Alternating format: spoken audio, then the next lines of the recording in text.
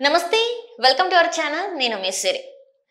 ఎన్నికల నామినేషన్లు అయితే అందరూ వేస్తున్నారు కీలక నేతలు కూడా నామినేషన్స్ అయితే దాఖలు చేస్తున్నారు అయితే అందులో వాళ్ళ అఫిడవిట్ లో వాళ్ళ ఆస్తిపాస్తుల వివరాలు అంటే ఎంత ఆస్తులు ఉన్నాయి ఎన్ని అప్పులు ఉన్నాయి కూడా వాళ్ళు పొందుపరచడం అయితే జరుగుతుంది అయితే ఇందులో అయితే కొంతమంది కీలక నేతల మీద ప్రజల దృష్టి అయితే ఉంది అందులో ప్రముఖంగా అయితే చంద్రబాబు నాయుడు గారు జగన్మోహన్ రెడ్డి గారు అండ్ పవన్ కళ్యాణ్ గారి గురించి అయితే వాళ్ళ అభిమానుల అంటే మన నార్మల్ గానే పవర్ స్టార్ పవన్ కళ్యాణ్ గారు అంటే చాలా మంది అభిమానులు ఉన్నారు అంటే సినిమా ఇండస్ట్రీ నుంచి కావచ్చు వ్యక్తిగతంగా కావచ్చు అంటే రాజకీయాలకు సంబంధించింది కాబట్టి ఆయనకి చాలా అంటే ఎక్కువ సంఖ్యలో ఫ్యాన్స్ అయితే ఉన్నారు అందులో ఏంటంటే తను ఎవరికైనా కష్టం ఉంది అంటే కూడా తను ఫస్ట్ వరుసలో ఉండి తను హెల్ప్ చేయడానికి అయితే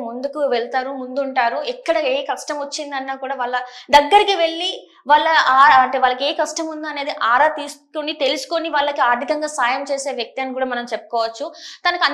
అంటే తన చేసిన ఆ సాయం వల్ల ఈ రోజు తనకి అంత ఘనంగా ఫ్యాన్స్ ఉన్నారని కూడా చెప్పుకోవచ్చు అయితే మనం చూసాం పవన్ కళ్యాణ్ గారు ఎన్ని సినిమాలు తీశారు అయితే గతంలో కొన్ని సినిమాలు అయితే అంటే 11 years వరకు కూడా తనకి ఒక హిట్ కూడా లేని పరిస్థితి అన్నమాట అయినా కూడా ఎక్కడ కూడా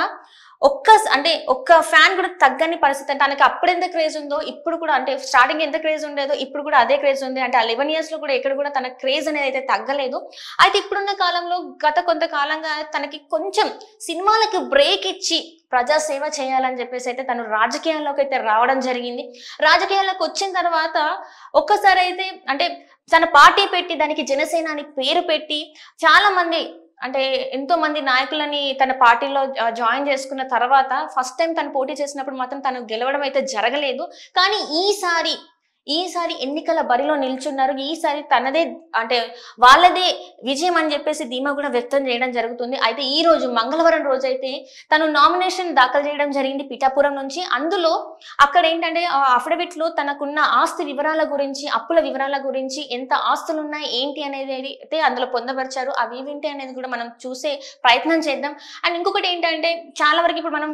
వార్తలలో కూడా విన్నాం కొన్ని సందర్భాలలో అయితే పవన్ కళ్యాణ్ గారు తనకున్న ఆస్తులు కూడా అమ్ముకున్నారు పార్టీ కోసం అని చెప్పి అంటే పార్టీని నడిపించడానికి ముందు నడిపించడానికి తన ఆస్తులు కూడా అమ్ముకున్న పరిస్థితి మనం చూసాము సో ఇప్పటి వరకు తనకున్న ఆస్తుల వివరాలు ఏంటి తనకి ఎన్ని అప్పులు ఉన్నాయి ఎంత వరకు ఆస్తులు ఉందని అయితే ఇక్కడ మనకి అఫిడవిట్ లో ఇచ్చారు సో ఇప్పుడైతే ఆ న్యూస్ చూసేద్దాం మనం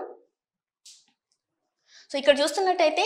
తెలుగు సినీ ఇండస్ట్రీలోనే కాదు తెలుగు రాష్ట్రాల రాజకీయాల్లోనూ పవన్ కళ్యాణ్ ఒక సంచలనంగా చెప్పుకోవచ్చు సినీ నటుడిగా రాజకీయంగా ప్రజా సేవకుడిగా ఆపదలో ఆదుకునే ఆపద్బాంధవుడిగా ప్రజలందరి మన్ననలు అభిమానాలు పొందుతున్నారు పవన్ కళ్యాణ్ పవర్ స్టార్ జనసేన అధినేత పవన్ ఈసారి పిఠాపురం ఎమ్మెల్యేగా ఎన్నికల బరిలో నిలుస్తున్నారు ఇందుకు సంబంధించి ఎన్నికల నామినేషన్ ని మంగళవారం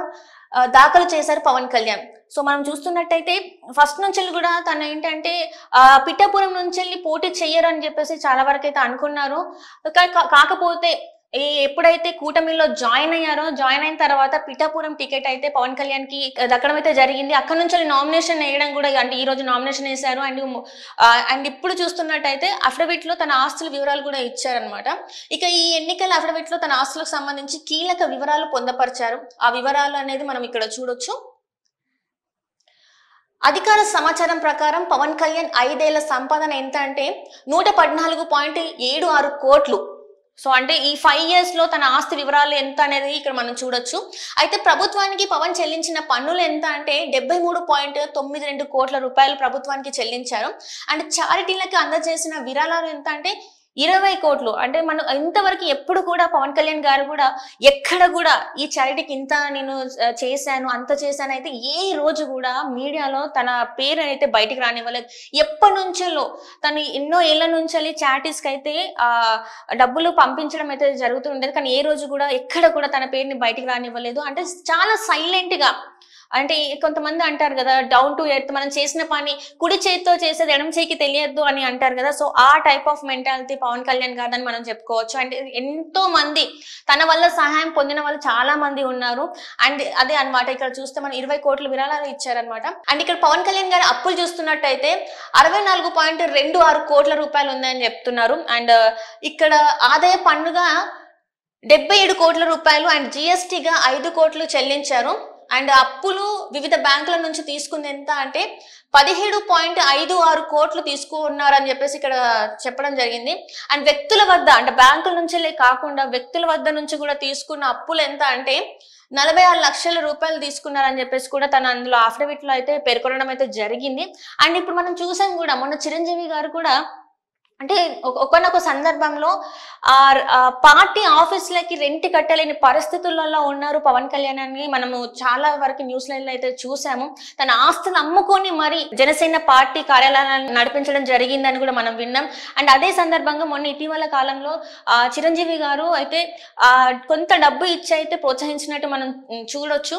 ఆ వీడియో కూడా మనకి సోషల్ మీడియాలో ఉంది. అండ్ ఇక్కడ చూస్తున్నట్టయితే నామినేషన్ వేసిన తర్వాత పవన్ కళ్యాణ్ గారు ఏం చెప్తున్నారంటే, పవన్ కళ్యాణ్ మంగళవారం నాడు పిఠాపురం ఎమ్మెల్యే అభ్యర్థిగా నామినేషన్ దాఖలు చేశారు. నామినేషన్ అనంతరం మీడియాతో మాట్లాడిన పవన్ కళ్యాణ్ ప్రజలకు ప్రత్యేక నమస్కారాలు తెలియజేశారు. 5 ఏళ్ల అరాచక ప్రభుత్వానికి చర్మగీతం పాడేలా నామినేషన్ వేశానని అన్నారు. ప్రజలు ఆశీర్వదించారని, ఎన్నికల్లో గెలుపు ఖాయమని అన్నారు. ఈ ఎన్నికలు 2047 తరానికి చాలా కీలకమని పేర్కొన్నారు. ఏపీ ప్రయోజనాలను దృష్టిలో ఉంచుకొనే జనసేన తగ్గిందని, బలమైన నేతలు త్యాగాలు సైతం తప్పలేదన్నారు. అని మనం చూసాం జనసేన అధినేత పవన్ కళ్యాణ్ గారు చాలా మంది అంటే చాలా చోట్ల కూడా వాళ్ళు తగ్గడం జరిగింది. వాళ్ళకు రావాల్సిన సీట్లు కూడా అంటే కూటమిలో త్యాగాలకు పాల్పడిన అంటే త్యాగాలు చేసినది కూడా మనం చూసాము. అంటే బీజేపీ కోసం వీళ్ళు తగ్గాల్సి వచ్చింది. మనకి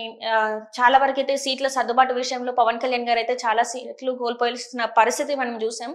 అండ్ దానికి సంబంధించి ఇక్కడ పవన్ కళ్యాణ్ గారు చెప్పడం జరిగింది. అండ్ 30 చోట్ల తమ అభ్యర్థులను విత్డ్రా చేయమని చెప్పినట్టు కూడా పవన్ కళ్యాణ్ తెలిపారని చెప్పేసి మనం ఇక్కడ చూస్తున్నాం. అండ్ ప్రజా సమస్యలపై అవగాహన ఉన్న వర్మ తన సీటును త్యాగం చేశారు. వర్మకు రానున్న కాలంలో మంచి స్థానం వచ్చేలా ప్రయత్నిస్తానని పవన్ కళ్యాణ్ చెప్పారు. ఈ ఎన్నికల్లో ఎన్డీఏ కూటమి గెలవబోతుందని పవన్ కళ్యాణ్ గారు ధీమా వ్యక్తం చేశారు. అండ్ ఇక్కడ చూస్తున్నట్టయితే చాలా వరకు జనసేన అధినేత పవన్ కళ్యాణ్ గారు అనేక సందర్భాలలో చెప్పారు ఏంటంటే, ఇప్పుడే వస్తున్న పార్టీ అంటే పార్టీలో అంత ఏమంటారు ఆరితేరిన రాజకీయ నాయకులు లేరు కదా, అంటే అంత ఎక్స్పీరియన్స్ నాయకులు లేరు కాబట్టి ఇంకొంచెం టైం పడుతుంది అని చెప్పేసి ఎంతో మంది ఎంతో ప్రలోభాలకి లోన్ చేసినా కూడా ఎక్కడ కూడా తలంచకుండా మా పార్టీవి మాకు తెలుసు, మా పార్టీలో ఎలాంటి వాళ్ళు ఉన్నారు ఏంటి అని తెలిసి మేము ఇలానే ఉండదలుచుకున్నాం అని చెప్పేసి కూడా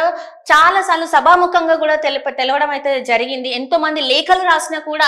ఇది ఇలా కాదు, మేము ఇలానే ఉంటామని కూడా చెప్పడం జరిగింది. అండ్ కూటమి పరంగా కూడా ఈసారి ఖచ్చితంగా ఎన్డీఏ కూటమి గెలుస్తుందని అయితే తను ధీమా వ్యక్తం చేస్తున్నారు. సో చూడాలి మరి రానున్న కాలంలో ఎలాంటి పరిణామాలు చోటు చేసుకుంటున్నాయో. Thank you so much.